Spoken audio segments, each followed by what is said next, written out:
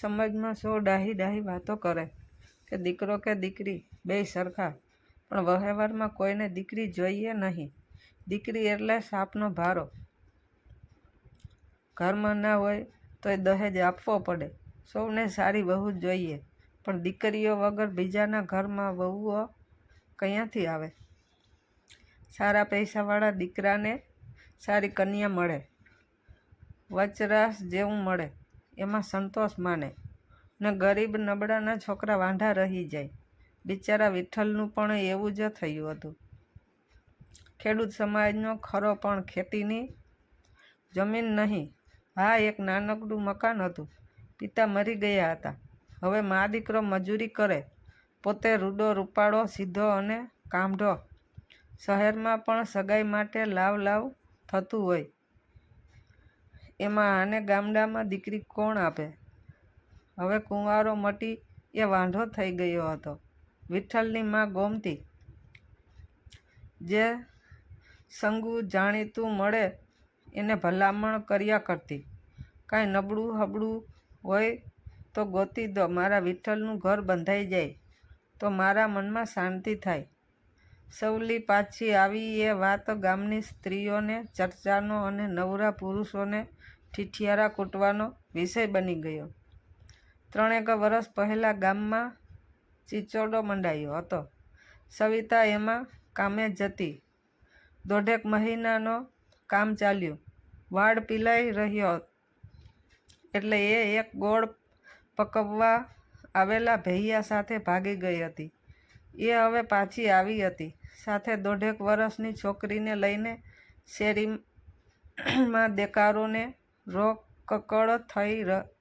પહેલાં તો મા બાપે ઘરમાં પગ મૂકવા દેવાની ના પાડી, પણ ગામના મોટેરા ભેગા થયા, ઘરનાને સમજાવ્યા કે બિચારી દુઃખી થઈને આવી છે. ભલે એને તમારું નાક કપાવ્યું, પણ એને મરવું પડે એના કરતાં કંઈક ઠેકાણું ગોતીને વળાવી દેજો. સવિતાને ભગાડીને ગોળવાળો એના વિસ્તારમાં લઈ ગયો હતો. થોડા મહિના નોખું ઘર વસાવીને રહ્યા, પણ પછી પોતાની અસલ ઘરવાળી સાથે રહેવા લઈ ગયો. એની શોખ અને ઘરની બીજી સ્ત્રીઓ સવિતાને ભગાડી મૂકવા ત્રાસ દેવા માંડી. દરમિયાન સવિતાને એક દીકરી થઈ. હવે દુઃખ હદબાર થઈ જતાં એ 1.5 વર્ષની દીકરીને લઈને મા બાપને આશરે પાછી આવી હતી. ગોમતીને કોઈએ બીતા બીતા વાત કરી, ખોટું ના સમજતા, પણ હવે તમે ઘરડા થતા જાવ છો. વિઠ્ઠલની ઉંમર પણ વધતી જાય છે. હવે નાત પરનાત એવું કોઈ જોતું નથી. સવલી મા બાપના ઘરમાં માનપાન વગર પડી છે, અને એ કાંઈ એવી હલકી નહોતી. આ તો એનાથી ભૂલ થઈ ગઈ એટલે દુઃખી થઈને પાછી આવી છે. તમારું મન હા પાડે તો વિઠ્ઠલનું ગોઠવાઈ જાય તેમ છે. ગોમતીએ 2-3 દિવસ વિચાર કર્યો. બીજા કામનું બહાનું કરીને સવિતાને જોવા ગઈ. મનમાં બોલી, પહેલાં હતી એના કરતાંય નમણી થઈ ગઈ છે.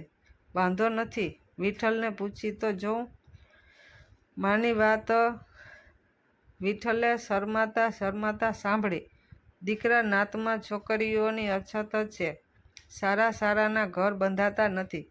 તારી વહુનું મોં જોવાનો મારો અભરખો અધૂરો રહી જાય, અને તું એકલો રખડી ખા એના કરતાં સવલી ખોટી નથી. વાતો કરવાવાળા તો ભલે ને ગમે તેવી વાતો કરે, આપણે આપણા સુખનું જોવાનું હોય. માની સલાહ વિઠ્ઠલને ગળે ઉતરી ગઈ. ગામના 5 મોટા જાણીતાને સાથે લઈ જઈ મા દીકરો સાદી વિધિ કરી સવિતાને તેડી લાવ્યા. ગોમતીને દીકરાનું ઘર બંધાઈ ગયાનો આનંદ હતો. એ સવિતાની દીકરીને લઈ ઓસરીમાં સૂતી. રોજ વહેલી નીંદર ઉડી ગઈ. એણે પાણી ગરમ કર્યું, છોકરીને નવડાવવા વળગી. ડીલ ચોળવાથી છોકરીને ગલગલિયા થતા હતા. એ ખડખડાટ હસતી હતી. ગોમતી એકલી બોલી, આ આપણું ને આ પારકું. એવું તો માણસે કરી મેલ્યું છે. બધા છોકરા તો દેવના દીધેલ જ હોય. આ કેવી રૂપાળી છે, કાલ સવારે મોટી થઈ જશે ને આંગણામાં માંડવો નખાશે. વિઠ્ઠલ અને સવિતા ઉઠીને ઓરડીની બહાર આવ્યા. ગોમતી છોકરીને ખોળામાં બેસાડીને એનું માથું ઓળતી હતી. એ જોઈને ભીની આંખ સાથે સવિતાએ મનમાં મીઠો હાશકારો અનુભવ્યો. શિરામણ કરતાં કરતાં ગોમતીએ કહ્યું, વિઠ્ઠલ, તું આજ કામે ના જાતો. તમે બેય શહેરમાં જાઓ ને આ ઢીંગલી સારું 2-4 જોડી લૂગડાં ને રમકડાં લઈ આવો.